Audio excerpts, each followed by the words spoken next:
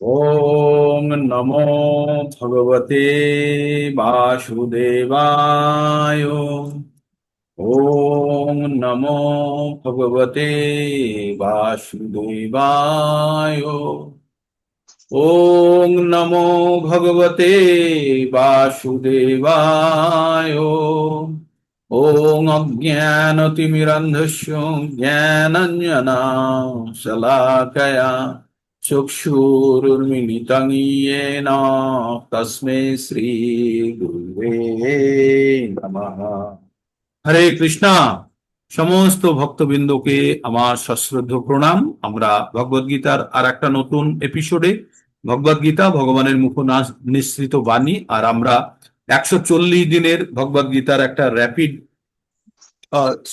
Class করছি, যার মাধ্যমে আমরা ভগবদ গীতার পরম জ্ঞান আমরা গ্রহণ করার চেষ্টা করব। তো আপনাদের সকলকে আমার অনুরোধ থাকলো যে আপনারা এই ভগবদ গীতা পরম জ্ঞান গ্রহণ করার জন্য যত ধরনের আপনাদের চেষ্টার প্রয়োজন আপনারা চেষ্টা চালিয়ে যাবেন। আর কোনো অবস্থাতেই যেন আপনারা একা ভাববেন না যে বুঝতে পারছি না। না, কারণ আপনারা তো এই সংগ্রামে নেমেছেন, তাই না? আপনারা তো এই সংগ্রামে নেমেছেন যে আমি এটাকে শিখতে চাইবো। হুম। তো শিখতে চাইলে আপনাদের একটু এফোর্ট লাগাতে হবে। আর এটি একটি সংগ্রামের মতোই, আপনাদের জানতে হবে কোনো পরীক্ষাতে ভালো রেজাল্ট করতে গেলে একটু কষ্ট করে পড়তে হয়। আর বাকি ছাত্রদের থেকে একটা উদাহরণ দিয়ে বলি, আমাদের স্কুলে এনসিসি একটা ন্যাশনাল ক্যাডেট কোর্স হতো না, যে ন্যাশনাল ক্যাডেট ক্রপস বলে একটা অর্গানাইজেশন আছে ইন্ডিয়া গভর্নমেন্টেরই, ছাত্রদের জন্য ট্রেনিং দেওয়া হতো। তো আমাদের স্কুলে এই 8 থেকে 8, 9, 10 এই তিনটে ক্লাসে এনসিসি করানো হতো। তো আমরা অনেকে এনসিসি জয়েন করতাম তখন, অনেকেই। তো আমিও জয়েন করেছিলাম 3 বছরের জন্য। তো তখন কি হতো, এনসিসিটা অ্যাডিশনাল ক্লাস অ্যাডিশনাল হতো, মানে নর্মাল ছাত্ররা যা করতো তার থেকেও আর একটু বেশি করতে হতো। পরীক্ষা ক্লাস যখন শেষ হয়ে গেল, এমনি নর্মাল পড়াশোনা, তারপরে আমাদের প্যারেড হতো, অমুক হতো তমুক হতো। বিশেষ বিশেষ দিনে ডেকে পাঠাতো, রোববারের দিন সকালে ডেকে পাঠাতো। অন্যান্য ছেলেরা যখন একটু আরাম করতে ভাবতো, তখন ওই এনসিসি ছেলেদেরকে আলাদা করে শনিবার রবিবারের জন্য প্যারেড হতো। আর তারপরে কোনো ছুটির দিনে হতো, বিশেষ দিনে হতো। তার মানে একটা অ্যাডিশনাল এঙ্গেজমেন্ট, তাই তো? তো আমাদের তখন আমরা, আমাদেরকে যে এনসিসি অফিসার ছিলেন আমাদের স্কুলের টিচার, তিনি বলেছিলেন যে এনসিসি যারা করে they are more than a student, they are more than a student. তারা সাধারণ ছাত্ররা যা করছে সেটা তো করছেই, তার অতিরিক্ত তোমরা কিছু করছো। তো আমরা এই জিনিসটা আপনাদেরকে বলতে চাই যে you are more than a normal human being, you are more than a normal human being. সাধারণ মানুষেরা যেগুলো করছে সেগুলো তো আপনারা করছেন, তাছাড়াও আপনারা একটা অতিরিক্ত জিনিস করছেন, কি? ভগবদ গীতা। আর যেটা অতিরিক্ত জিনিসটাই আমাদের জীবনের পরম লক্ষ্য। এই জিনিসটা যখন আমরা বুঝে যাব, একটা ছেলে এনসিসি করতে করতে ওইখানকার শিক্ষা নিয়ে সে যদি সৈন্য বাহিনীতে চলে যায়, তার জীবনের পরম লক্ষ্যটাই যেমন সৈন্যবাহিনীতে থাকা, তেমনি ভগবদ গীতা সংসারের মধ্যে থেকে ভগবদ গীতার জ্ঞান গ্রহণ করার পরে ভগবদ গীতা সম্বন্ধে বুঝে যখন নিজের জীবনকে আমরা চালিত করব, এটাই আমাদের জীবনের পরম লক্ষ্য। তাই আমরা 11 নম্বরের 55 নম্বর শ্লোকটি বারবার আমাদেরকে মনে করতে হবে। কি বলেছে ভগবান? মত কর্ম কিন, মত কর্ম কিত। ইন্ডিপেন্ডেন্টলি পড়লে মত কর্ম কিত, একসঙ্গে পড়লে মত কর্ম কিন। মত কর্ম কিন মত পরমো, বা মত কর্ম কিত মত পরমো, মদ ভক্ত সঙ্গ বর্জিত। তো আমাদের কি বলছে, পরম লক্ষ্য আমাদের কি? মত পরমো। মত মানে আমি, পরম লক্ষ্য ভগবানই পরম লক্ষ্য যখন হবে কার? আমাদের। তখন কিন্তু আমরা সব কিছু আমাদের কর্মকাণ্ড ওই দিকে চালিয়ে নিয়ে যাব, তাই না? তো আমাদের আমাদের জীবনের আমরা কিন্তু এখানে যেটা করছি কোনো কম্প্রোমাইজ ছাড়া, আমরা একদম আপনাদেরকে আমি বলে দিই, এখানে আমরা যেটা অভ্যাস করার চেষ্টা করছি, কোনো ধরনের কম্প্রোমাইজ ছাড়া শুদ্ধ ভক্তি স্তরে যাওয়ার জন্য যেটা প্রয়োজন, আমি কিন্তু প্রত্যেকটা মুহূর্তে সেটা বলি, কোনো কম্প্রোমাইজ নেই। কোনো কম্প্রোমাইজ নেই, 100% গোল্ড হতে হবে, 100% 24 ক্যারেট হতে হবে, তবেই পিওর গোল্ডের ক্যাটাগরিতে আসবে। 99.999 হলেই পিওরিটি হলো। 1%ও যদি তার মধ্যে 99 হলেও ইম্পিউরিটির মধ্যে থেকে গেল। তাই কোন রকম কম্প্রোমাইজ ছাড়া একদম লেট ডাউন প্রসেস, বইতে যেভাবে লেখা আছে সেইভাবে যখন আমরা ওটাকে গ্রহণ করব, এবং কোন রকম ব্যতিক্রম ছাড়া, কোন রকম ডেভিয়েশন ছাড়া, কোনো রকমের পরিবর্তন ছাড়া, ইচ্ছা প্রসূত কোনো কিছু ইচ্ছা না ঢুকিয়ে যখন আমরা গ্রহণ করব, তবেই আমরা শুদ্ধ ভক্তি স্তরে যেতে পারবো। আর এটাই আমাদের পরম লক্ষ্য এবং পরম উদ্দেশ্য। ওকে, তো ভগবদ গীতার জ্ঞান আমরা যখন গ্রহণ করব, তখন কোনো রকমের কম্প্রোমাইজ ছাড়া আমাদের ওই জ্ঞানটি গ্রহণ করতে হবে। প্রথমেই যদি আমরা কম্প্রোমাইজ করতে শুরু করি জ্ঞান গ্রহণে, তাহলে পরবর্তীতে আরো ডেভিয়েশন এসে যাবে। ঠিক, তো আমরা পারতপক্ষে পুরো জ্ঞানটি শাস্ত্রে যেভাবে উল্লেখ আছে আমরা সেইভাবে গ্রহণ করার চেষ্টা করব। আমরা ভগবদ গীতা পঠন করছি। ভগবদ গীতা কি? ভগবানের মুখ নিঃসৃত বাণী। ভগবান কুরুক্ষেত্রের যুদ্ধক্ষেত্রে এই পরম জ্ঞান তার প্রিয় শিষ্য অর্জুনকে দিয়েছিলেন। ভগবান 5টি বিষয়ের উপরে জ্ঞান দিয়েছেন। এগুলো যেগুলো পুরনো কথা, সেগুলো আমি অতি দ্রুত বলবো। ভগবান 5টি বিষয়ের উপরে জ্ঞান দিয়েছিলেন: ঈশ্বর, জীব, সময়, প্রকৃতি এবং কর্ম। এই 5টি বিষয়ের মধ্যে প্রথম 4টি বিষয় হচ্ছে ভগবানের সরাসরি নিয়ন্ত্রণাধীন। 5ম নম্বর বিষয়টি, সেখানে মানুষের কিছু করার জায়গা আছে, তবুও সামান্য ফলের আশা সে করতে পারে না, কর্ম করতে পারে। 3 ধরনের কর্ম হয়: সকাম কর্ম, অকর্ম আর বিকর্ম। সকাম কর্ম যেগুলো পুণ্য উৎপন্ন করে, বিকর্ম যেগুলো পাপ উৎপন্ন করে, আর অকর্ম যেটি পাপ বা পুণ্য উৎপন্ন করে না, অর্থাৎ নিষ্কাম কর্মযোগ অথবা ভগবানের উদ্দেশ্যে কৃত কর্ম। কেন আমাদের অকর্ম করা প্রয়োজন? কারণ আগের দুটো যে কর্মের কথা বললাম, বিকর্ম বা অকর্ম, এই দুটোই আমাদের বন্ধনকারী। মানে কাউকে টাকা ধার দিলেও আপনাকে বাজারে গিয়ে টাকাটা আনতে যেতে হবে, আর কারোর থেকে ধার নিলেও ধারটি শোধ করতে আপনাকে যেতে হবে, তাই তো? তাই আপনাকে কোনো জায়গাতে ওই ধার দেওয়া বা ধার নেওয়া দুটোই আপনাকে বাজারে যেতে বাধ্য করবে। তেমনই পাপ বা পুণ্য করলেই আমাদেরকে এই জড়জগতে আবার ভোগ করতে আসতে হবে। ওকে, তো জড়জগতে ভোগ করতে আসতে হবে, তো আমরা সেটাকে অ্যাভয়েড করতে চাই। কিন্তু আমরা জীবনে কোনো কর্ম ছাড়া বেঁচে থাকতে পারবো না। ইভেন শ্বাস নিচ্ছি, তাতেও কিছু কর্ম জড়িত আছে। তাই আমাদের প্রত্যেকটা মুহূর্তে তাহলে আমাদের কর্মগুলি কার উদ্দেশ্য করতে হবে? আমরা কর্মগুলি করব আমরা ভগবানের উদ্দেশ্যে, তখনই সেই কর্মটি অকর্মে পরিণত হবে। আর আমরা 2 ধরনের আমাদের কর্ম বলেছিলাম, একটা হচ্ছে নিত্য কর্ম আর একটা হচ্ছে নৈমিত্তিক কর্ম। নিত্য কর্ম মানে হচ্ছে যেটি আমাদের জীবনের পরম উদ্দেশ্য। পরম উদ্দেশ্য কি? ভগবানের জন্য বা পারমার্থিক উন্নতির জন্য যে কর্ম করা হয় সেটাকে বলা হয় নিত্য কর্ম, যেটার জন্য আমরা পৃথিবীতে মানুষ হয়ে এসেছি। তো পৃথিবীতে কেউ যদি আপনাকে জিজ্ঞেস করে কেন মানুষ হয়ে এসেছি, কুকুর, শিয়াল, ভেড়া, গরু হয়ে আসতে পারতাম তো। যদি আমাদের ইন্দ্রিয় সুখ ভোগ করার ইচ্ছা হতো, তাহলে আমরা কুকুর, শিয়াল, গরু, ভেড়া, শুয়োর হয়ে আসতাম। কিন্তু আমরা, আমাদের জীবনের পরম উদ্দেশ্য হচ্ছে জন্ম মৃত্যু চক্র থেকে বেরোনো। তাই ভগবানের সেবা করার উদ্দেশ্যে আমরা এসেছি। এটাই আমাদের জীবনের পরম লক্ষ্য হওয়া উচিত। তাই যখন আমরা মনুষ্য রূপে যখন আমরা এসেছি, তখন তাহলে আমাদের কর্ম কি? আমাদের কর্ম হচ্ছে নিত্য কর্ম। আমাদের প্রকৃত স্বরূপ কি? আমরা ভগবানের দাস, আর ভগবানের সেবা করা আমাদের কাজ। তবেই আমরা এখান থেকে উদ্ধার হতে পারবো। আবার যদি ভগবানের কাছে যাই, সেখানে গিয়ে কি করব? সেখানে গিয়েও ভগবানের সেবা করতে হবে। তাই এটা রিহার্সেলের জায়গা। যেমন বৈভব সূর্যবংশী খেলার আগে প্রচুর লোকাল ম্যাচ খেলে প্র্যাকটিস করে করে করে হাত পাকিয়েছে, তারপরে টিমে চান্স পেয়েছে। তেমনি এই জড়জগতে আমাদের আগে ভগবত ভক্তির প্রচন্ড অভ্যাস করতে হবে। তারপরে আমরা যখন মুক্ত হব, তখন আমরা ভগবানের কাছে গিয়ে সেই একই সেবা করার সুযোগ পাবো। ওকে, তো আমাদেরকে এইরকম ভাবতে হবে। তাহলে আমাদের নিত্যকর্ম কি? নিত্যকর্ম হচ্ছে ভগবানের উদ্দেশ্যে কৃতকর্ম। আর নৈমিত্তিক কর্ম কি? যেটা এই নিজের জীবনকে বাঁচিয়ে রাখার জন্য, নিত্যকর্ম করার জন্য এই যে জীবনকে বাঁচিয়ে রাখতে হবে, আর সেই কাজগুলোকে হচ্ছে নৈমিত্তিক কর্ম। নৈমিত্তিক কর্মগুলো কি? এই খাওয়া দাওয়া, ঘুমানো, টাকা উপার্জন করা। কিন্তু এগুলোর প্রয়োজন কি? এই জীবনটাকে, এই শরীরটাকে বাঁচিয়ে রাখা। এই শরীরটাকে বাঁচিয়ে রাখার উদ্দেশ্য কি? যখন আমরা উদ্দেশ্যকে ঘুরিয়ে দেবো ভগবানের সেবার জন্য, তখন কিন্তু আর সমস্ত এই যে নৈমিত্তিক কর্মগুলো কিন্তু নিত্যকর্মের দিকে বয়ে যাবে। ঠিক, তখন আর সেগুলোর মধ্যে কোনো দোষ থাকবে না। যেমন একটা উদাহরণ দিয়ে বলেছিলাম, একজন একটা বড় অফিসে কাজ করে, সরকারি অফিসে বা কোনো অফিসে কাজ করে, সেখানে পুরো মাসভর কাজ করে সে অর্থ পায়। তো এই অফিসে যেতে তার 1 ঘন্টা সময় লাগে, আসতে 1 ঘন্টা সময় লাগে। এই যে যাওয়ার আসা, এটি কিন্তু অফিসের অংশ নয়। অফিসে যখন সে 10টায় গিয়ে হিট করছে, নাম লিখছে, সই করছে, তখন থেকে তার অফিস শুরু হচ্ছে। আবার 5টা, 5:30টায় যখন বেরোচ্ছে, তখন অফিস শেষ হচ্ছে। ঠিক, তার আগে যাতায়াতের জন্য কিন্তু তাকে নিজের ব্যবস্থা করতে হবে, তাই না? তাকে নিজে অফিসে যাওয়ার জন্য 1 ঘন্টা আগে, 1.5 ঘন্টা আগে, 45 মিনিট আগে কখন বেরোবে সেটা তার প্ল্যানিং। তো এই অফিসে যাতায়াতটা হচ্ছে নৈমিত্তিক কর্ম, আর অফিসে গিয়ে অফিসের কাজ করাটা হচ্ছে নিত্যকর্ম। তেমনি আমাদের জীবন ধারণটা হচ্ছে নৈমিত্তিক। আর এই জীবন ধারণটা হচ্ছে নৈমিত্তিক। আর ভগবানের ওই যে জীবন ধারণটা করে কি করব? অফিসে গিয়ে কি করব? অফিসের কাজ করব। তেমনি এই জীবনটাকে বাঁচিয়ে রেখে কি করব? ভগবানের উদ্দেশ্যে কাজ করব। সেটা হচ্ছে আমাদের নিত্যকর্ম। ওকে, এতদূর পর্যন্ত ক্লিয়ার হলো? অর্জুনের সামনে এবার ভগবান এই যে পরম জ্ঞান দিচ্ছে, এই জ্ঞান দিতে গিয়ে প্রথম অধ্যায়ে ভগবান কোনো কথা বলেননি। প্রথম অধ্যায়ে আমরা 5টি অংশে ভাগ করেছি। প্রথম অংশটি হচ্ছে দুই পক্ষের সেনানী কারা কারা আছে তা বর্ণনা করা হয়েছে।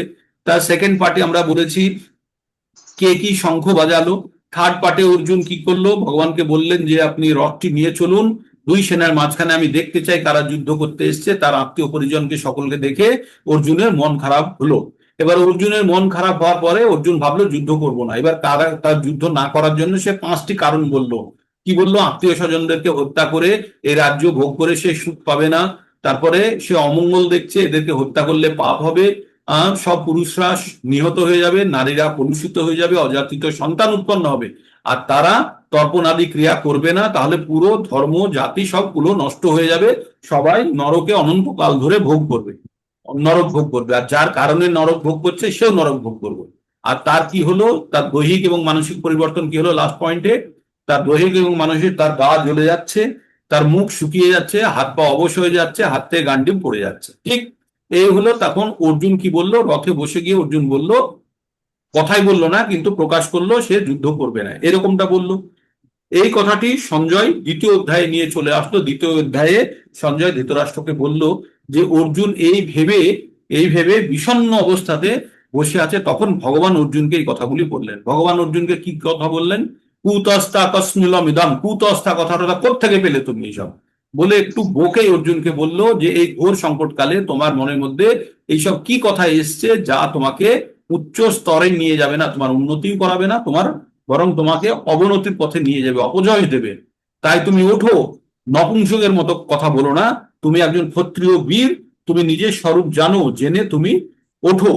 বলাতেই অর্জুন বলল কি করে আমি গুরু, আমার পিতামহ, এদেরকে আমি কি করে বাণের দ্বারা আঘাত করব? তারা আমার পূজ্য ব্যক্তি, তাই আমি তাদেরকে কি করে আঘাত করব? তারপরে তখন ভগবান বললেন, তারপরে অর্জুন আরো বলল, আরো যে আমি ভিক্ষা করে খাবো, তবুও এদেরকে হত্যা করে এদের রক্তে ভেজা রাজ্য আমার চাই না। অর্জুন বলল, বলার পরে আরো বলল যে এই যুদ্ধক্ষেত্রে ধৃতরাষ্ট্রের পুত্ররা যদি আমাকে অনিরস্ত্র অবস্থাতেও যদি আমাকে হত্যা করে, বুঝি সেটি শ্রেয় হবে।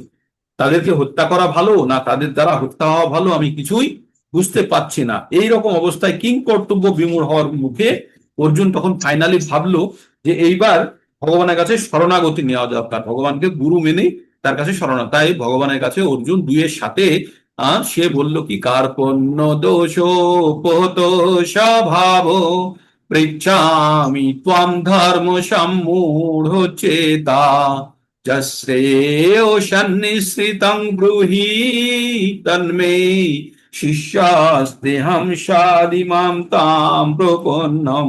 তো এবার অর্জুন বলল যে আমি কিং কর্তব্য বিমূঢ় হয়ে গেছি, আমি তোমার কাছে সমর্পণ করছি, তোমার আমি শিষ্যত্ব গ্রহণ করছি। আমাকে তুমি যেটা শ্রেয় আর প্রেয়র মধ্যে খুব পার্থক্য বলেছিলাম, যেটা শ্রেয় সেটি সুনিশ্চিত ভাবে আমাকে বলো, এবং তুমি যেটা বলবে আমি সেটা করবো, বলে অর্জুন ভগবানের কাছে সারেন্ডার করলো।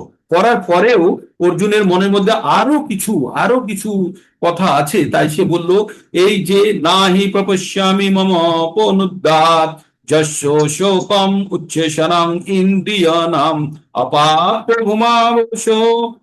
ভূমাবশ পত্নরিদ্ধম রাজ্যং শ্রণাপি পদ্মম। তো বললেন অর্জুন, যে বলছে আমার ইন্দ্রিয়গুলো, আমার সেন্স গুলো সব শুকিয়ে যাচ্ছে। এই কথাটা একটু পরেই আসবে, ইন্দ্রিয়গুলি আমার শুকিয়ে যাচ্ছে। আমরা জড় জগতের কোনো জিনিসকে বুঝতে পারি কি দিয়ে? আমাদের ইন্দ্রিয় সমূহ দিয়ে, সেটি খুব গুরুত্বপূর্ণ, এটি মাথায় রাখবেন। বলছে আমার ইন্দ্রিয়গুলি সব শুকিয়ে যাচ্ছে, এই যে শোক, আমার যে কষ্ট, এটা দূর করার আমি কোনো রাস্তা খুঁজে পাচ্ছি না।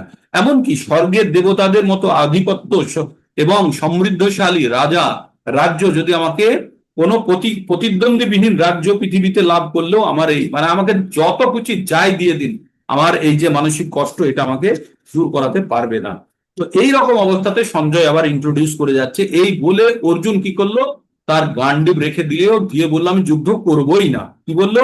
এব মুক্তা ঋষি কেশং গুড়া কেশ পরন্তপ না যোচ্ছ ইতি গোবিন্দ মুক্তাতি সিং বহুবহ।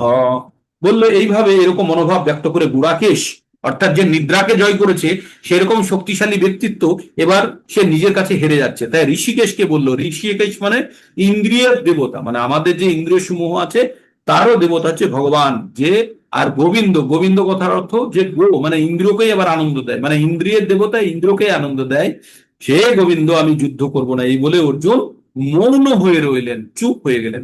তারপরে 2 নম্বর অধ্যায়ের প্রথম যে জায়গাটা এবার ইন্ট্রোডিউস করে দিল কি, সঞ্জয় বলল, ভগবান এবার স্মিত হেসে এবার অর্জুনকে এই কথাগুলি বললেন। কি কথাগুলি বললেন? শ্রী ভগবান উবাচ অসচ্চানন্য শোচস্তাং প্রজ্ঞাবাদংশ্চ ভাষসে গতাশুনো অগতাশুনশ্চ নান্নু শোচন্তি পণ্ডিতাঃ। ভগবান বললেন যারা পণ্ডিত হয় তারা কখনো মৃত বা জীবিত বস্তুর জন্য তারা কখনো শোক করে না। তুমি প্রাজ্ঞের মতো কথা বলছো, অথচ তুমি জানো না যে কার জন্য শোক করা উচিত আর কার জন্য শোক করা উচিত না, ঠিক? আর যারা পণ্ডিত তারা কখনো মৃত বা জীবিত বস্তুর জন্য কখনো শোক করে না। তাহলে মৃত্যু কার হয়? খুব লম্বা আলোচনা করেছি। মৃত্যু হয় শরীরের, দেহের। জীবের মৃত্যু হয় না। জীব কাকে বলে? আত্মাকে বলে। তো আত্মার মৃত্যু হয় না, এই কথাটি ভগবান বললেন। এগুলো আমার রিভিশন চলছে, এখন আমরা স্টাডিতে প্রবেশ করিনি। তারপরে ভগবান কি বললেন? ভগবান অর্জুনকে বললেন, অর্জুন এমন কোনো সময় ছিল না যখন তুমি ছিলে না, আমি ছিলাম না, রাজারা ছিল না। আমরা ছিলাম, আছি, আবার থাকবো। এবার অর্জুন কনফিউশনে চলে এসছে, কি কথা বলে। তাই ভগবান বললেন, না তবাহং জাতু না সং না তং নেমে জনাধিপা না চৈব না ভবিষ্যাম সর্বে বয়ম পরাম। তো অর্জুন বলল, ভগবান বললেন এমন কোনো সময় ছিল না যখন তোমার আমার এই সমস্ত রাজাদের অস্তিত্ব ছিল না, ভবিষ্যতেও কখনো আমরা অস্তিত্বহীন হব না। তো এই কথাটি বলার পরে তার মানে ভগবান এখানে বলল অর্জুনকে যে তাহলে অর্জুন তুমি ভাবো তুমি কে, তুমি আগেও ছিলে, এখনো আছো, ভবিষ্যতেও থাকবে। তো তাহলে অর্জুন বলছে তাহলে হত্যা করলে তাহলে কার হত্যা করছি, এই প্রশ্ন অর্জুনের মনের মধ্যে আনার জন্য ভগবান এই কথাগুলি বললো। তাহলে অর্জুনকে এই জিনিসটা বোঝাতে চাইলো ভগবান যে তুমি আমি এই রাজারা সবাই চিরন্তন, তাহলে আমাদের দেহটা কি, এই দেহটা কি, এই দেহের প্রশ্ন এবার অর্জুনের মনে আসছে। তাই ভগবান প্রথমেই প্রিএমটিভ ভাবে এখানে বলতে শুরু করেছে। কি বলছে ভগবান?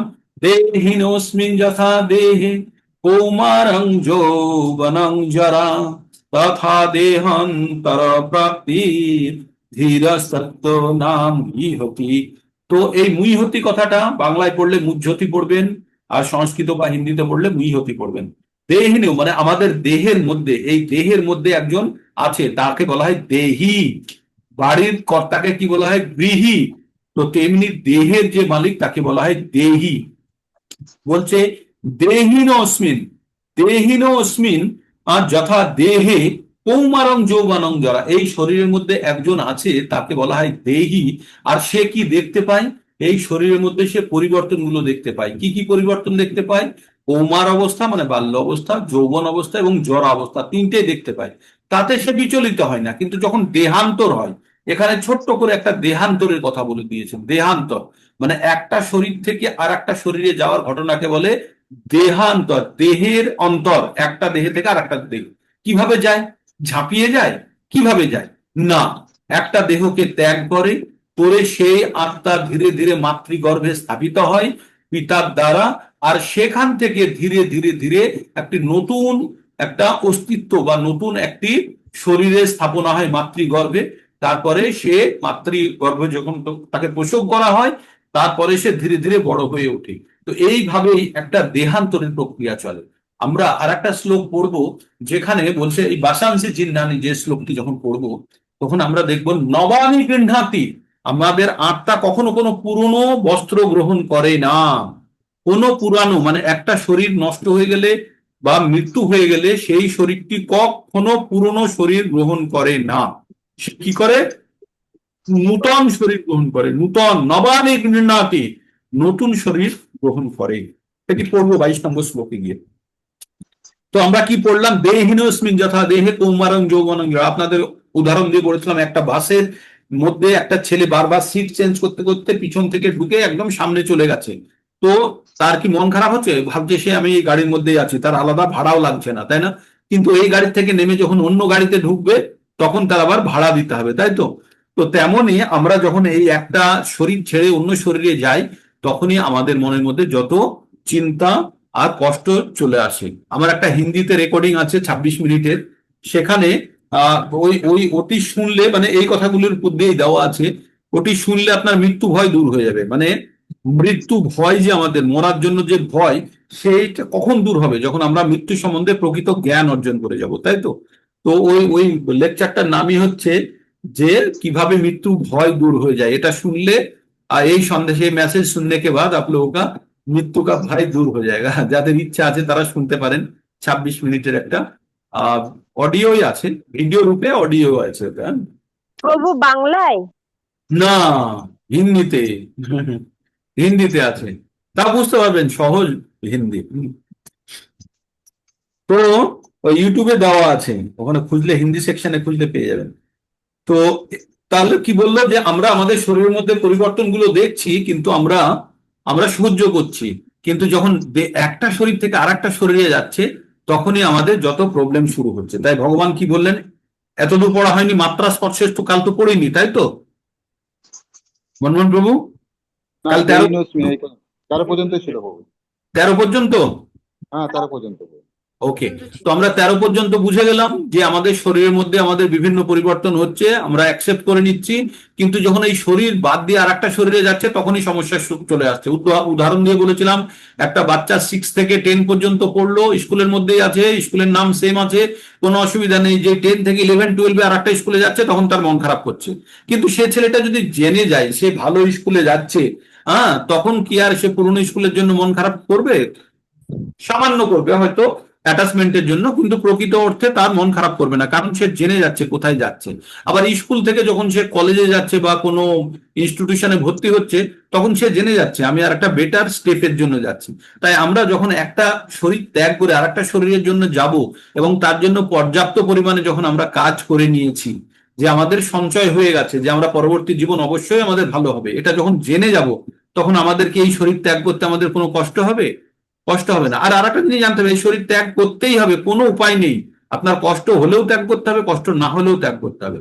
তো এই যখনই এই জীবন দেহান্ত তত্ত্ব বিজ্ঞান যখন জেনে যাবেন, তখন আর কিন্তু আমাদের মৃত্যু ভয় থাকবে না, তখন আমাদের মৃত্যু ভয় থাকবে না। এবার অর্জুনকে বলছে, অর্জুন একটু আগে কি বলেছিল, আমার গা হাত পা জ্বালা করছে, মুখ শুকিয়ে যাচ্ছে, হাত অবশ হয়ে যাচ্ছে, হাত থেকে গন্ডি খসে পড়ছে বলেছিল। এইবার ভগবান অর্জুনকে বলছে যে অর্জুন, তোমার এই যে জ্বালা যন্ত্রণাগুলো হচ্ছে কিসের জন্য? আমাদের কষ্ট হয় কিসের জন্য? আমাদের ইন্দ্রিয় সমূহ খবরটা দেয়, তাই তো? হ্যাঁ, আমাদের কোনো জিনিস আমাদের হাতে লাগা, কষ্ট, জ্বালা, ব্যথা, বেদনা কোত্থেকে হয়? আমাদের ইন্দ্রিয় সমূহ আমাদের এই খবরটা মনকে দেয়, মন বুদ্ধিকে দেয়, তখন আমাদের শরীরের মধ্যে বিভিন্ন জ্বালা যন্ত্রণা হয়। এই যে আমাদের শরীরে পায়ে মস্কা লাগলে ব্যথা লাগে, জানেন এর বিজ্ঞানটা কি? ব্যথা কেন লাগে? ব্যথা কেন লাগে? পায়ে যে মস্কা লাগলো, ঝট পায়ে পা মচকে গেল, গিয়ে আপনি হাঁটতে পারছেন না, কেন? কেন হাঁটতে পারছেন না? এটার বিজ্ঞানসম্মত ব্যাখ্যা, খুব সুন্দর ব্যাখ্যা আছে। কেমন? যে পায়ে যখন লেগেছে, পায়ের ওই জায়গাটায় কোনো একটা অসুবিধা শরীর ফিল করছে, তাই তো? কোনো একটা অসুবিধা হচ্ছে। এবার ওই জায়গাতে পা দিয়ে যদি আপনি হাঁটতে যান, ওই জায়গাটা আরো খারাপ হয়ে যাবে। যাতে আপনি পা দিয়ে চলতে না পারেন, সেই জন্য ব্রেন একটা আর্টিফিশিয়াল একটা সিচুয়েশন তৈরি করেছে, ওইখানে পা দিলেই আপনার পায়ে ব্যথা লাগে। পা দিয়ে আপনি দৌড়তে গেলেই আপনার পায়ে ব্যথা লাগবে, কারণ ওই জায়গাটার মাসেলটা কোনো কারণে ডিস্টার্বড হয়েছে, বা ওই জায়গাটার জাংশনটা কোনো কারণে ডিস্টার্ব হয়েছে। সেইটাকে বাঁচানোর জন্য আমাদের শরীর হচ্ছে অটোমেটিক রিপেয়ার হয়, ঠিক? তো সেই জায়গাটাকে ঠিক করানোর জন্য, যাতে ওই জায়গাটায় আপনি বেশি চাপ না দেন, সেজন্য ওইখানে চাপ দিলেই আপনার ব্যথা উৎপন্ন হয়। তার মানে ব্যথা ওখান থেকে উৎপন্ন হচ্ছে না, ব্যথা দিয়ে আপনাকে থামাতে চাইছে, যে আপনি যেন ওই কাজটা না করেন। বোঝা গেল? তার মানে আমরা শুধু অনুভূতির দ্বারা, আমরা সেই জন্য যারা খেলোয়াড়, তাদের পায়ে লাগলে কি করে? তারা ইঞ্জেকশন মেরে দেয়। ইঞ্জেকশন মেরে দিয়ে কি করে? ওই যে ব্যথাটা, ওর কাছে যে খবরটা যাচ্ছিল, সেই খবরটাকে বন্ধ করে দেয়, ওই খবরটা পৌঁছতে পারে না।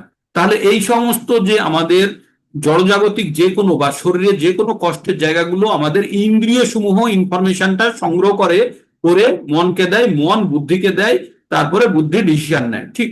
যেমন আমাদের পায়ে কোনো অস্ত্রোপচার হলে, ভাঙলে, জুড়লে, যা কিছু করলে আমাদের অ্যানেস্থেসিয়া দিয়ে দেয়, তখন কি করে? তখন আমাদের যে সেন্সিটিভিটি, আমাদের যে মানে আমরা যেটা অনুভূতি, আমাদের অনুভূতিকে নষ্ট করে দেওয়া হয় আর্টিফিশিয়াল ওয়েতে। হ্যাঁ, সেটাকে আর ওখানে যতই কাটাকুটি করুক আমরা তখন আর বুঝতে পারি না, অবশ করে দেওয়া হয় পা। তো তেমনি আমাদের ইন্দ্রিয় সমূহের প্রতি যাদের নিয়ন্ত্রণ আছে, তারা বাহ্যিক কোনো জিনিস দ্বারা তারা প্রলোচিত হয় না বা তারা তার দ্বারা ডিস্টার্ব হয় না। তাই এবার অর্জুনকে ভগবান যে কথাটা বলছে এবার শুনুন। মাত্রা স্পর্শাস্তু কন্তেয় শীতোষ্ণ সুখ দুঃখদা অগাম অপায়নে অনিত্যশ তাং তিতিক্ষস্য ভারত। কি বললো? মাত্রা স্পর্শাস্তু কন্তেয় শীতোষ্ণ সুখ দুঃখদা অগাম আগাম অপায়নী অনিত্যাস অনিত্যাস তাংশ তাংশ তিতিক্ষস্য ভারত। এই জায়গাটা আপনাদের উচ্চারণ করতে কষ্ট হবে, তাই আমি আবার বলছি। অপা আগম আগম আগম মাটা পড়বেন না, আগম পড়বেন, আগম অপায়নী পড়বেন, আগম অপায়নী অপায়নী, তারপরে অপায়নী অপায়ন অনিত্য করবেন, অনিত্য অনিত্যস, ওই শটাকে আলাদা করে নেবেন ত থেকে, অনিত্যস তাং তাং তাঙের সঙ্গে আবার পরের শটাকে বার করে আনবেন হর্ষের ভিতর থেকে, অনিত্যস তাং তাংশ অনিত্যস তাংশ, তারপর বলবেন তিতিক্ষস্য, অনিত্যস তাংশ তিতিক্ষস্য ভারত। হ্যাঁ, এইভাবে পড়বেন। তাহলে কি পড়বেন? পড়বেন অগম আগম অপায়নী অনিত্যস, ওই হটা লেখা আছে না, হয়ের মাথায় মাত্রা নেই, সেটা পড়বেন। অনিত্যস অনিত্যস তাংশ অনিত্যস তাংশ তিতিক্ষস্য ভারত, অনিত্যস তাংশ তিতিক্ষস্য ভারত। তো মোটামুটি এই উচ্চারণটা আপনাদের এইভাবে পড়তে হবে। আগম অপায়নী অনিত্যস তাংশ তিতিক্ষস্য ভারত। ঠিক আছে? আপনারা এটাকে বারবার শুনবেন, শুনে এই উচ্চারণটাকে ঠিক করবেন। এটাকে অনেকেই ঠিক করে পড়তে পারে না। আর এই সংস্কৃত প্রবলেম হচ্ছে যুক্তাক্ষর গুলো এত কঠিন কঠিন, আমাদের তো অভ্যাস নয়, তাই দাঁত মুখ ভেঙে যায় আমাদের। হ্যাঁ, তো শ্লোকটি কেমন হলো? মাত্রা স্পর্শাস্তু কন্তেয় শীতোষ্ণ সুখ দুঃখদা অগাম আগাম পায়নি অনিত্যাস তাংশ তিতিক্ষস্য ভারত। এই যে তিতিক্ষস্য, তিতিক্ষ মানে হচ্ছে অপেক্ষা করা, তিতিক্ষা। তাই বলছিল না আমরা, একটা মাইকেল মধুসূদনের একটা কবিতা ছিল না, যে কি ও নদীটার নাম কি ছিল? আহ নদীটার নাম ছিল আহ, কমলাক্ষ, কি নাম ছিল? কপোতাক্ষ। কপোতাক্ষ নদী, কপোতাক্ষ নদী। হ্যাঁ, হ্যাঁ, তো সেইখানে এই তিতিক্ষা কথাটির ব্যবহার আছে এই কবিতার মধ্যে কোন একটা জায়গাতে পারহ্যাপস। হ্যাঁ, তো সেখানে মাত্রা স্পর্শাস্তু কন্তেয়, মাত্রা মানে কোন জিনিসের তাপমাত্রা, আমরা বলি না তাপমাত্রা। হ্যাঁ, মাত্রা, মাত্রা মানে হচ্ছে ডিগ্রি, মাত্রা হচ্ছে ডিগ্রি। কোন জিনিস ঠান্ডা বা গরম আমরা কিভাবে ছুঁয়ে বুঝতে পারি? তো তো কতখানি গরম কতখানি ঠান্ডা আমরা ছুঁয়ে বুঝতে পারি। তাই মাত্রা স্পর্শাস্তু কোন জিনিসের যে কি ধরনের, সেটি কঠিন শক্ত নরম গরম ঠান্ডা, সেটা আমরা কি দিয়ে বুঝি? মাত্রা দিয়ে। তাই বলছে, আর সেই মাত্রা কে বোঝে? আমাদের ইন্দ্রিয় সমূহ। তাই বলছে মাত্রা স্পর্শাস্তু, স্পর্শ মানে ছুঁয়ে। হ্যাঁ, কোনতেও শীত উষ্ণ সুখ দুঃখদা, শীত উষ্ণ সুখ দুঃখ সেগুলো কি করে? আগম আসে, অপায়নী আবার চলে যায়, অপায়নীয় অনিত্যাস, সেগুলো অনিত্য, সেগুলো স্থায়ী হয় না। তার মানে আমাদের সুখ দুঃখ যেগুলো আসে সেগুলো আমরা কি দিয়ে অনুভব করি? আমাদের ইন্দ্রিয় সমূহ দিয়ে অনুভব করি। আর সেগুলো আসে কার মতো? সুখ দুঃখ শীত গ্রীষ্মের মতো আসে, এসে অপায়নী আবার চলে যায়। হ্যাঁ, অপায়ন অনিত্যস, ওগুলো অনিত্যস, ওগুলো স্থায়ী হয় না, ক্ষণিকের জন্য আসে, এসে আবার চলে যায়। তারপরে কি বলছে? তাংশ তাংশ তিতিক্ষস্য ভারত। তাই তুমি কি করো? তুমি ধৈর্য ধরো হে অর্জুন, তুমি ধৈর্য ধরো, তোমার আপনি ঠিক হয়ে যাবে। ওই যে বলছিল হাত পা পুড়ে যাচ্ছে, গা পুড়ে যাচ্ছে, হাত পা অবশ হয়ে যাচ্ছে, আমার মাথা কাজ করছে না, আমাকে মেরে ফেলবে, আমি মরে যেতে পারি, এই যে পাগলামি গুলো শুরু হয়েছিল, তাই বলছে এগুলো সুখ দুঃখ ব্যথা আমাদের, এগুলো সব আমাদের ইন্দ্রিয় সমূহের দ্বারা আমরা অনুভব করি। আর ইন্দ্রিয় গুলো যখন বিকারগ্রস্ত হয় তখন আমাদের এই অনুভূতি গুলো আসে। তাই তুমি একটু ধৈর্য ধরো, আপনি ঠিক হয়ে যাবে। উদাহরণ উত্তরে কি বলেছে? হে কন্তেয়, ইন্দ্রিয়ের সঙ্গে বিষয় সংযোগের ফলে অনিত্য সুখ ও দুঃখের অনুভব। বিষয় সমূহ কাকে বলে? বিষয় সমূহ মনে আছে? পাঁচটি বিষয় সমূহ ইন্দ্রিয়ের: রূপ রস গন্ধ শব্দ স্পর্শ। এগুলো কার সংস্পর্শে আসে? চক্ষু কর্ণ নাসিকা জিহ্বা ত্বক। এই চক্ষু কর্ণ নাসিকা জিহ্বা ত্বকের সংস্পর্শে যখন কি চলে আসে? রূপ রস গন্ধ শব্দ স্পর্শ। তখনই কি হয়?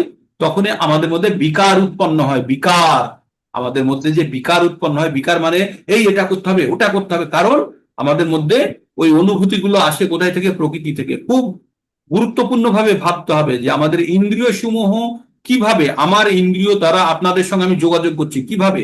আমি একজন আত্মা যদি হয়, আর একটা আত্মার সঙ্গে আমরা কথা বলতে পারি না। আত্মা আর একটা আত্মার সঙ্গে কথা বলতে পারে না। কি লাগে? একটা শরীর লাগে। যেমন একটা কম্পিউটার আর একটা কম্পিউটারের সঙ্গে যোগাযোগ করতে পারে না যতক্ষণ না পর্যন্ত ইন্টারনেট বা কেবল দ্বারা কানেক্টেড হচ্ছে, তাই না, বা ওয়াইফাই দ্বারা কানেক্টেড হচ্ছে। তেমনি একটি আত্মা আর একটা আত্মার সঙ্গে কথা বলতে পারে না যখন না ওর কাছে একটা শরীর থাকে, দেহ থাকে। ঠিক, একটা দেহ থাকলে দেহের ইন্দ্রিয় সমূহ থাকবে। আর এই কর্মেন্দ্রিয় দিয়ে আমি দেখাবো, ইঙ্গিত করব, আর জ্ঞানেন্দ্রিয় দিয়ে রিসিভ করব। তার মানে আদান এবং প্রদান যে কথাটি বলেছিলাম, ইন্দ্রিয় জ্ঞানেন্দ্রিয় দিয়ে আমরা আদান করি আর কর্মেন্দ্রিয় দিয়ে প্রদান করি। বোঝা গেল? তাহলে আমাদের 11টি ইন্দ্রিয় কি কি? চক্ষু কর্ণ নাসিকা জিহ্বা ত্বক, হাত পা মুখ উপস্থ আর পায়ু। এই ওইদিকে থাকলো আমাদের 10টা, 5টা, আর এদিকে 5টা টোটাল। আর মন হলো ওদের সেন্টারে।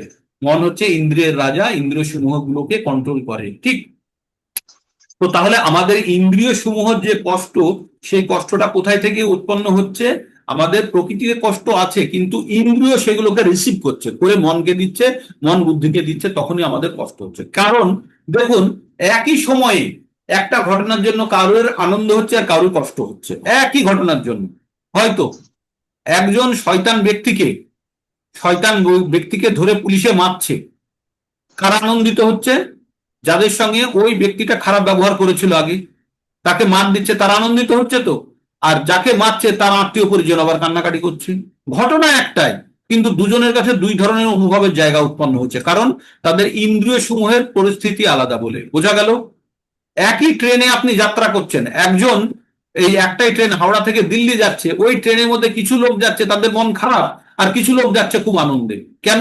যাদের মন খারাপ তারা বাড়ি ছেড়ে দিল্লি চলে যাচ্ছে, তাদের জন্য মন খারাপ। আর কিছু লোক তাদের বাড়িতে পৌঁছচ্ছে, তাই তাদের আনন্দ বেশি। তো তার মানে একই ঘটনা কারোর জন্য সুখপ্রদ হতে পারে, কারোর জন্য দুঃখদায়ক হতে পারে, তাই না? আপনার একটা পুরনো বাইক আছে, সেই বাইকটার জন্য একটা নতুন বাইক কিনতে পারছেন না। ওই বাইকটা যখন আপনি বিক্রি করে দিলেন, তখন আপনি বললেন ঝামেলা মিটলো। আর ওইটাকে যে আরেকজন কিনছে, সে অত্যন্ত আনন্দিত হয়ে যাচ্ছে, না, যে আমার একটা নতুন পাওনা হলো। তো এইভাবে আমাদেরকে ভাবতে হবে, একই ঘটনা কাউকে আনন্দ দিতে পারে, আর পার্শ্ববর্তী একজন ব্যক্তি তো ওই ঘটনা থেকেই দুঃখ পেতে পারে। আর এটার কারণ কি? তাদের ইন্দ্রিয়ের অনুভূতি, ঘটনার জন্য নয়, ইন্দ্রিয়ের অনুভূতির জন্য, তাই না? ইন্দ্রিয়ের অনুভূতির জন্য আমাদের আমাদের ঠান্ডা গরম দুঃখ কষ্ট এগুলো সব ইন্দ্রিয়ের অনুভূতি, এগুলো আসে আর চলে যায়। তাই অর্জুন, তুমি ধৈর্য ধরো, তুমি ধৈর্য ধরো, তুমি উচ্চ কুলবংশজাত, তুমি ভারত ভাবে সম্বোধন করে তা বললো, তোমার পিতৃকুল মহত্বকে সূচিত করে, উভয় দিক থেকে তুমি সুমহান বংশজাত, মহৎ বংশের ঐতিহ্য কর্তব্য পালনের ক্ষেত্রে দায়িত্বশীল করে তোলে। তাই তুমি যুদ্ধে এগিয়ে যেতে পারবে না, মানে অর্জুনকে যুদ্ধ করিয়েই ছাড়বে ভগবান। ঠিক, তো আমরা তাহলে কি বুঝলাম? যে মাত্রা স্পর্শাস্ত্র পন্থেয় শীতোষ্ণ সুখ দুঃখদা অগম আগম অপায়নে অপায়ন অনিত্যস্য তাংশ তিতিক্ষস্য ভারত। তো আমরা এটা বুঝলাম। এবার 15 নম্বরে আমরা কি পড়বো? জোহি ন বথায়ন্তে তে, জোহি ন বথা বথা মানে ব্যথা টাইপের, যার দ্বারা আমরা বিচলিত হই। বথায়ন্তিতে জোহি ন জোহি জং হি ন বথায়ন্তে তে পুরুষং পুরুষর সভ সম দুঃখ সুখং ধীরং সহ অমৃতত্বায় কল্পতে। তো কি বললেন ভগবান? জং হি জং, জং হি মানে যে, জম হি ন বধায়ন্তে তে পুরুষং পুরুষার সভ সম দুঃখ সুখম ধীরম সম স অমৃতত্বাই কল্পতে।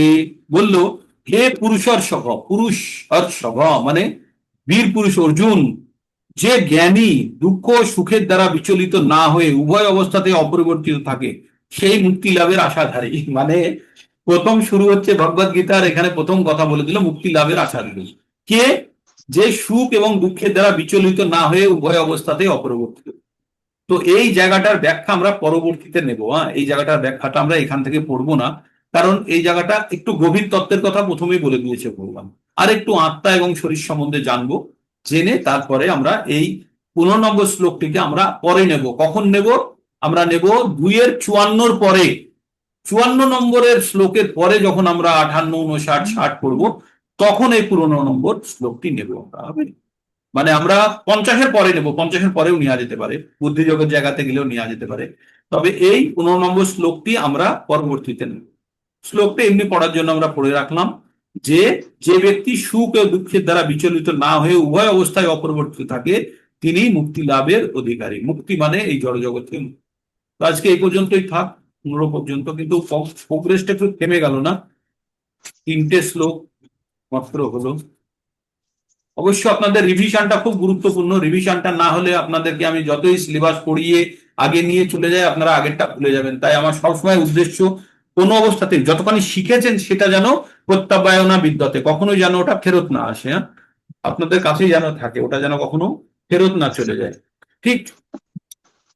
তো এই ছিল আজকের ক্লাস। কারো কোনো প্রশ্ন থাকলে বলতে পারেন, আর কোনো সাজেশন, আর যারা যারা যুক্ত হতে পারছে না তাদের সঙ্গে যদি কেউ যোগাযোগ করে থাকেন, তারও বলতে পারেন যে কিভাবে আমরা সেটাকে আরো আগে নিয়ে যেতে পারি। আর আহ, যারা যারা আসছে না তাদেরকে একবার খোঁজ নেওয়ার চেষ্টা, যারা যারা জয়েন করছে তাদের অসুবিধাটা, এই দুটো জিনিসই আমাদের জানতে হবে। যারা স্পেশালি নতুন আছেন তাদের কথা বলতে পারেন, তারা আনমিউট করুন। যারা নূতন তারা আনমিউট করুন, করে বলুন আপনাদের কোনো জায়গায় কোন কোন জায়গাতে অসুবিধা হচ্ছে, কোন কোন জায়গাগুলো বুঝতে পারছেন না। স্লো ফাস্টের জন্য চিন্তা করবেন না, ওটা আমার দায়িত্ব। আমি সময়ে ঠিক ফাস্ট আর স্লো ঠিক করে নেব। আপনারা বুঝতে, যতখানি আমি বলছি সেইটা বুঝতে পারছেন কিনা। এই যে রিভিশন, আমি ইচ্ছা করে 10 মিনিট, 15 মিনিট ধরে, 20 মিনিট ধরে রিভিশন করেছি, কারণ একটাই, যাতে কোনো অবস্থাতেই আপনারা এই বর্তমানে নতুনটা শিখতে গিয়ে পুরোনোটা না ভুলে যান। এই জন্য প্রতিদিন 10 মিনিট, 15 মিনিট করে সময় ওটা খাবে, ওটা খাবে যতক্ষণ না পর্যন্ত আপনারা ধাতস্থ হচ্ছেন, ততক্ষণ পর্যন্ত আমি বলতেই থাকবো। আর কিছু কিছু কথা, ওই 5টি বিষয় অমুক তমুক, ওগুলো আপনাদের মাথার মধ্যে এই শুনতে শুনতেই মাথাতে ঢুকে যাবে, কোনোদিন পড়তে হবে না ওগুলো। নতুন যারা আছেন তারা আনমিউট করে বলুন তো কি অবস্থায়, কোথায় আছেন আপনারা, কি বুঝতে পারছেন কি পাচ্ছেন না। নতুন যারা, অনেকগুলো ফোন দেখছি শিওমি লেখা আছে, অনেকগুলো ফোনে ভিভো, তাদের নাম আমি বুঝতে পারছি না। ওই চঞ্চল পান্ডা প্রভুজিকে দেখতে পাচ্ছি না। ঠিক আছে। তারপরে দিব্যেন্দু পুরকাইত প্রভুজি বুঝতে পারছেন। তারপরে ভিভো 2575, 2117, অনেক ভিভো ফোন। রেখা মাতাজি বুঝতে পারছেন, বোঝা যাচ্ছে। অশোক কুমার পাঠক প্রভুজি, আনমিউট করুন। ভানু প্রভুজি, আপনারা বুঝতে পারছেন। মৌসুমী রায় মাতাজি, শিওমি 21091161 আপনারা বুঝতে পারছেন। HMD গ্লোবাল, আপনারা আনমিউট করুন, করে কথা বলুন আমার সঙ্গে, যে কোন জায়গাটায় আপনাদের বুঝতে পারছেন না। হ্যাঁ প্রভুজি, বুঝতে পারছি ঠিকই, বোঝা ভালো যাচ্ছে? লাগে হ্যাঁ, পুরোনোটা বলেন সেটা তো ভালোই লাগে, বরং ঝালানো হয়ে যায় আর আমরা তো সব সময় অত পড়ে ইয়ে করতে পারি না। হ্যাঁ, শুনে শুনেই বেশি ভালো লাগছে ঠিক। এবং তাহলে ভালো। জ্ঞান আমাদের শুনে শুনে গ্রহণ করতে হবে প্রতিদিনই। এটা আমাদের হুম। ক্লাস একটা পদ্ধতি, যে পুরোনো দিনের কথাটা বলে তবে নতুন ক্লাস শুরু হ্যাঁ। করা। হুম। আর কারো, কোনো জায়গাতে দিলীপ প্রভুজি, যাদের নাম বললাম, চঞ্চল পান্ডা প্রভুজি কয়েকদিন জয়েন করছে না। দিলীপ প্রভুজি একটু খোঁজ নিতে হবে। কালকে ছিল, প্রভুজির শরীর খারাপ ছিল। দিব্যেন্দু পুরকাইত, আপনি আনমিউট করে কথা বলতে পারেন। দিব্যেন্দু পুরকাইত লেখা মাতাজি, আনমিউট করে কথা বলতে পারেন। কোন জায়গাটা? মীরা ঘোষ, মৌসুমী রায়, আপনারা বলতে পারেন। উৎপল রায় প্রভুজি, কাকলি ভদ্র, যাদের নাম দেখছি, মানে নতুনের যাদের নাম দেখছি, রুম্পা বিশ্বাস, আপনারা বলতে পারেন। বুঝতে অসুবিধা কোনো জায়গাতে, কোন জায়গাটাই বলুন। আমার তো ভালো লাগছে এতই যে আমি কোনোটাই মিস করছি না। তবে আমার কিছু মনে থাকছে না, এটাই হচ্ছে অসুবিধা। দরকার নেই, আপনি ওই জায়গাটা অন্যের কাছে ছেড়ে দিন। আপনার মনে থাকছে না ওই জায়গাটা আপনি ছেড়ে দিন। যে মনে থাকার দায়িত্ব, ফলের জন্য আশা করলে হবে না তো। মনে থাকছে না মানে আপনি ওই ফলটাকে খুঁজতে যাচ্ছেন, ফল খুঁজবেন না। আপনার চেষ্টাটাই ফল। আপনি জানবেন আপনি যে চেষ্টাটা লাগাচ্ছেন সেই চেষ্টাটাই ফল। হ্যাঁ, আমার তো খুবই ভালো কোনো লাগছে চিন্তা এবং নেই, আমি ওই জায়গাটা থেকে দূরে থাকুন। অন্যান্য যে কোনো প্রোগ্রাম আমি সুযোগ পেলে একটু দেখে নিচ্ছি। ঠিক আছে, ঠিক আছে। আপনাকে যদি আরো যদি বিস্তারিত জ্ঞান যদি নিতে হয়, এখানে প্রচুর মেটেরিয়াল আছে আপনাদেরকে। ওই ইউটিউবে ওই চ্যানেলে প্রচুর মেটেরিয়াল, আপনি সারা দিন শুনতে পারেন না। হ্যাঁ, তো চিন্তার কিছু নেই। আপনি আপনারা কানেক্টেড থাকুন। হুম, ঠিক ঠিক। ঠিক আছে। এই তাহলেই আপনার বলছিলাম, এখনই ভাববেন না যে মনে থাকছে থাকছে না, ওই কথা এখনই ভাববেন না। আচ্ছা এখনই ভাবার দরকার নেই। প্রভুজি, বলুন। প্রভুজি ওই যে ভানু বলছেন, ভানু হচ্ছেন মাতাজি, উনি হচ্ছেন মাতাজি? ভানুপ্রিয়া। হ্যাঁ, ভানুপ্রিয়া নাম। আচ্ছা, ভানুপ্রিয়া মাতাজি। তো মাতাজি হ্যাঁ, আনমিউট করে ভানুপ্রিয়া মাতাজি কথা বলতে পারেন আপনি চাইলে। আসলে নতুন তো কথা বলতে চায় না খুব একটা, একটু আচ্ছা আচ্ছা, মনে হয়। ঠিক আছে। আপনারই তো? হ্যাঁ হ্যাঁ, ওকে, ফাইন, একজন বললে হবে। আমার বউ। ঠিক আছে, ঠিক আছে, ঠিক আছে, ভানুপ্রিয়া মাতাজি। আর অশোক কুমার পাঠক প্রভুজি, বাংলায় লেখা সুন্দরভাবে নাম। প্রভুজি আনমিউট করে বলুন। আপনাদের আপনাদের কথা শোনা আমার খুব প্রয়োজন আছে, কারণ আপনাদের জন্য প্রোগ্রামটা। আপনারা যদি না বুঝতে পারেন, এই রায় কিশোরী, মীরা ঘোষ এবং এই ঘোষ প্রভুজি, ঘোষ পরিবার, বলুন, আনমিউট করে বলুন।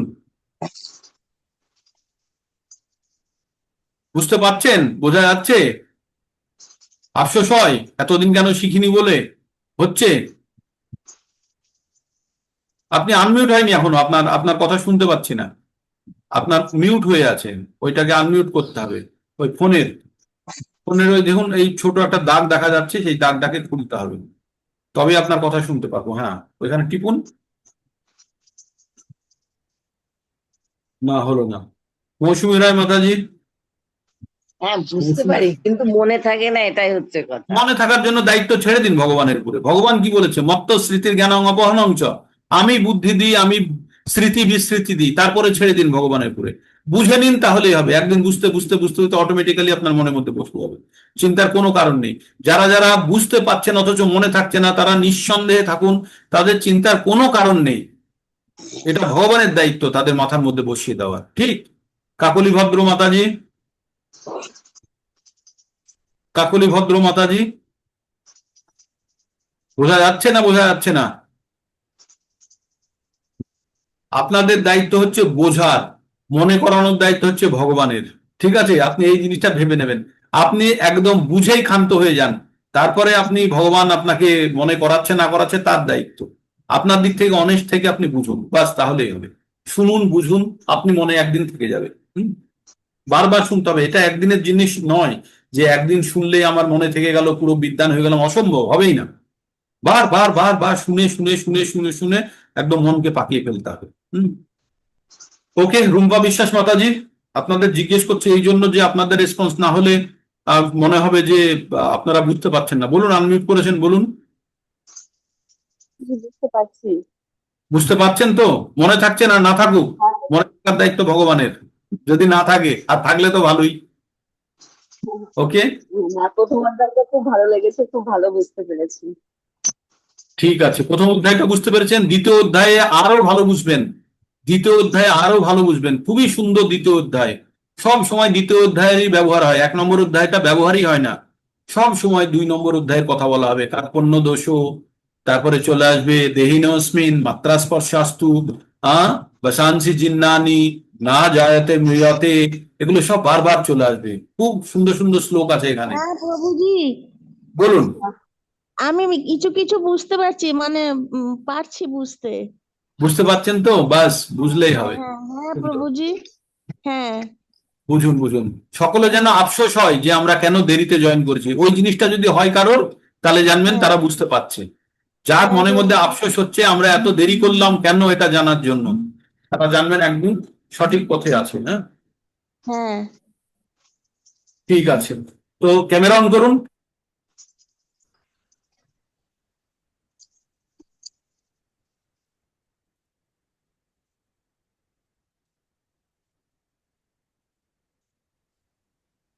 হুম।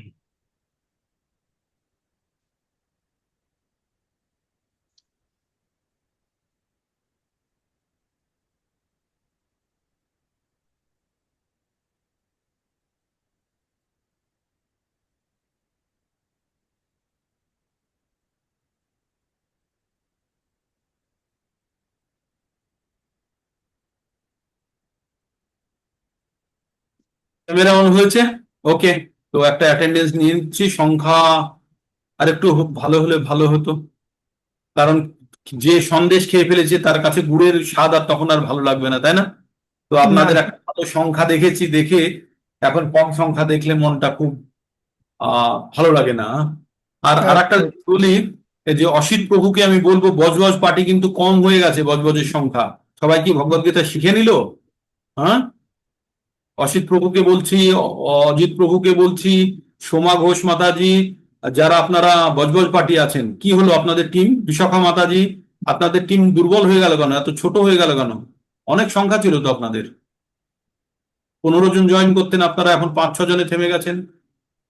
সব সবার শিখে গেল? সংসারে কাজ প্রভু সবাইকে বলুন, সবাইকে বলুন, প্রতিদিন নতুন নতুন সংসারে আমরা কাজ বেড়ে গেছে, সব শিখে গেছে। সকালবেলা বাচ্চা হয়ে গেছে, আচ্ছা, বাচ্চার স্কুল সকালবেলা করে দিয়েছে না, হ্যাঁ, এই জন্য সব সংসারে কাজেতেই সব মত্ত হয়ে গেছে। আচ্ছা, ঠিক আছে, ঠিক আছে, তাহলে আজকে আমরা এখানে বিরাম নিই, আবার কালকে আমরা ফটাফট চলে যাবো। আর আজকের ক্লাসটা কখন হবে? 7 নম্বর অধ্যায়ের পরে একটা ক্লাস হবে, যারা পরে জয়েন করেছেন তাদের জন্য বলে দিই, 7 নম্বর অধ্যায়ের পরে আজকে একটা ক্লাস হবে। তো সেটা সম্ভবত 2:45 থেকে 4টে পর্যন্ত এরকম একটা ক্লাস হবে, তো আপনারা মনে মনে তৈরি থাকবেন, ঠিক আছে, আজকের ক্লাসের জন্য। 7 নম্বর অধ্যায়ের পরে ক্লাসটি হবে, 7 নম্বর অধ্যায়ের পরে উচ্চারণ মানে দিয়ে টোটাল 1 ঘন্টা 10-15 মিনিটের ক্লাস। ওকে, প্রভু এই লিঙ্কেই হয়? একটাই লিঙ্ক, আর কোনো লিঙ্ক নেই, এই লিঙ্কেই সব হয়, আপনার মাথায় রাখবেন, এই লিঙ্কেই সব হবে। ঠিক, আচ্ছা, ঠিক আছে প্রভু। যারা যারা প্রেজেন্ট নেই তাদেরকে ছড়িয়ে দেবেন খবর, ঠিক আছে। ও